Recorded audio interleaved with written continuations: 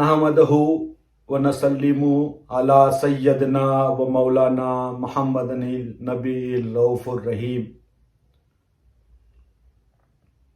औज़ु बिल्लाहि मिनश शैतानिर रजीम। बिस्मिल्लाहिर रहमानिर रहीम। अम्मा बाद, अस्सलामु अलैकुम व रहमतुल्लाहि व बरकातहू। आज फिर एक बार नए मौजू के साथ हम आपके सामने पेश हुए हैं और आज हमने इल्म का मौजू लिया है। तो इंशाअल्लाह आज की गुफ्तगू में हम ये जानने की कोशिश करेंगे, आज के बयान में हम ये जानने की कोशिश करेंगे कि दीन इस्लाम में इल्म की क्या अहमियत है, इल्म के ताल्लुक से अहकाम इलाही क्या है, इल्म के ताल्लुक से रसूल अकरम सल्लल्लाहु अलैहि वसल्लम का हुक्म क्या है। तो कुरान और हदीस की रोशनी में हम इल्म की अहमियत को समझने की और जानने की कोशिश करेंगे। और इस मौजू को चुनने का मकसद ये था कि अक्सर देखा जा रहा है कि हमारे माशरे में, हमारे नौजवानों में इल्म हासिल करने का जज्बा, इल्म हासिल करने का ज़ौक़ और शौक़ खत्म होता जा रहा है। और इल्म ना होने की वजह से या कम इल्मी की वजह से आज हम लोग हर जगह रुस्वा और जलील ख्वार होते जा रहे हैं। हर शोबे में, चाहे वो दीन का शोबा हो या दुनिया का शोबा हो, हमें आसानी से गुमराह कर दिया जा रहा है। बेमतलब के मसाइलों में हमको उलझा दिया जा रहा है और हम आसानी से उलझते जा रहे हैं। बदअकीदा लोग, अहले सुन्नत वल जमात का जो नौजवान तबका है, बड़े आसानी से उनका अकीदा खराब कर लेते। और इसकी असल वजह यह है कि हम लोगों के अंदर इल्म की कमी।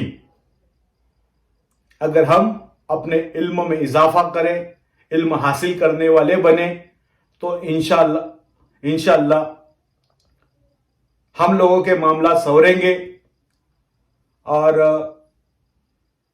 हमारे कामों में निखार आएगा, हमारी इबादतों में निखार आएगा, सही और गलत की समझ हम में पैदा हो जाएंगी।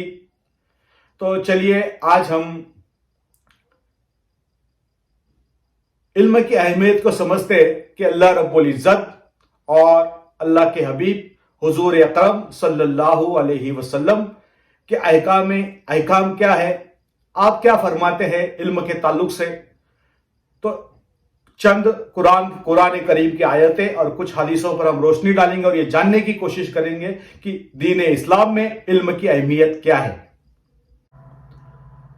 सूरा मुजादला में अल्लाह रब्बुल इज़्ज़त फरमाता है कि जो लोग ईमान लाए और जिन लोगों ने इल्म हासिल किया, बेशक अल्लाह ताला उन लोगों के दर्जात बुलंद करके रहेगा।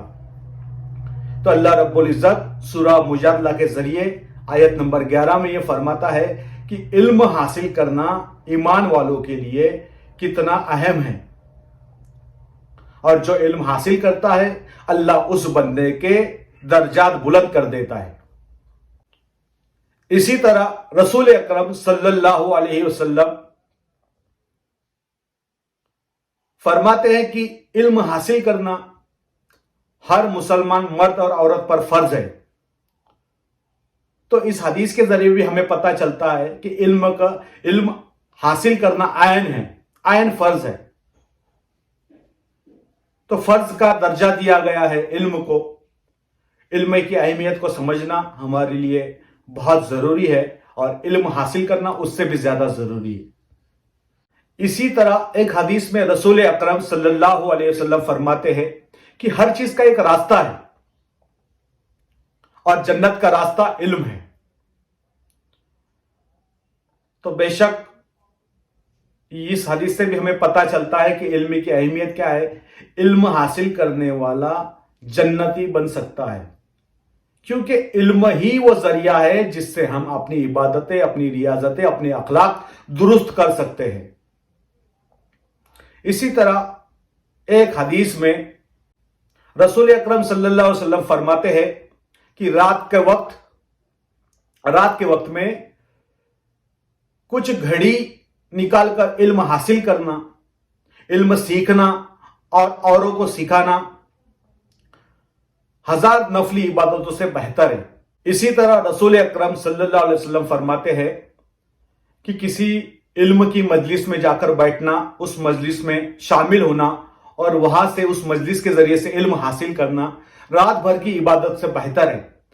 اور ایک حدیث کریم میں رسول اکرم صلی اللہ علیہ وسلم فرماتے ہیں کہ بہترین صدقہ وہ ہے کہ علم حاصل کرے۔ تو یہاں پر بھی رسول اکرم صلی اللہ علیہ وسلم نے یہ بتانے کی کوشش کی، یہ بتایا کہ بہترین صدقہ علم حاصل کرنا ہے۔ اگر صدقوں کے بہت سارے ذریعے ہوتے ہیں، لیکن علم حاصل کرنے کو سب سے بہترین صدقہ بتایا۔ اسی طرح علم کے تعلق سے کچھ روایتوں میں ہمیں ملتا ہے کہ اللہ عز و جل فرماتا ہے کہ علم کی طلب میں جس نے بھی اپنے قدم خاک آلود کر دیے، یعنی علم کے طلب میں رستوں کی خاک چھانتا رہا اور علم حاصل کرنے کے لیے طرح طرح کے لوگوں سے ملتا رہا، تو ایسے شخص کے بارے میں اللہ تعالیٰ فرماتا ہے کہ ایسے شخص کے لیے اللہ جنت کا راستہ کھول دیتا ہے۔ جو علم کے راستے میں اپنے قدم خاک آلود کر دیتا ہے، اللہ تعالیٰ اس کے لیے جنت کا راستہ کھول دیتا ہے اور فرشتے اس شخص کے لیے دعائے مغفرت فرماتے ہیں۔ اور ایک روایت کے مطابق اللہ رب العزت فرماتا ہے کہ علم حاصل کرنے کی طلب میں جو شخص اس راستے پر چلتا ہے تو اللہ اس کے جسم کو جہنم پر حرام کر دیتا ہے۔ تاریخ بغداد میں ایک روایت میں ہمیں ملتا ہے کہ اللہ رب العزت فرماتا ہے کہ جو شخص علم کا طلبگار رہتا ہے، علم کی طلب میں رہتا ہے، تو اللہ اس بندے کے رزق کا ذمہ لے لیتا ہے، رزق سے اس بندے کو بری کر دیتا ہے۔ تو اس طرح کی تمام حدیثوں اور قرآن کریم کی صورتوں سے ہمیں پتہ چلتا ہے کہ علم حاصل کرنا ہمارے لیے کتنا اہم ہے، کتنا ضروری ہے۔ آج ہم علم حاصل نہیں کرتے، کم علمی ہو گئی ہے ہمارے اندر، لا علمی ہو گئی ہے، اور اس کا خامیازہ ہم یہ بھگت رہے ہیں کہ ہماری عبادتیں نامکمل،